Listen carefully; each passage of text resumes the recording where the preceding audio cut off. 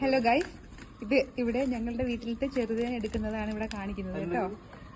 രണ്ട് മാക്കാന്മാരാണ് എടുക്കുന്നത്. ഇവിടെ കിട്ടിയാ എല്ലാം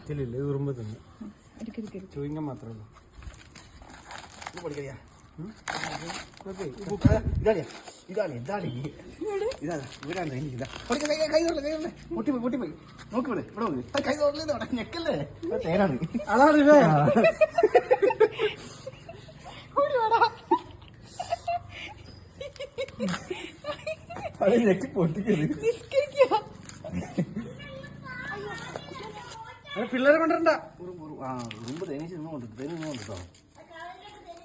ഇല്ല ഇല്ല ഇല്ല മക്കളെ അകത്തോട്ട് നിറയെ ഇருக்கு. ഇത് നിറയെ ഇருக்கு.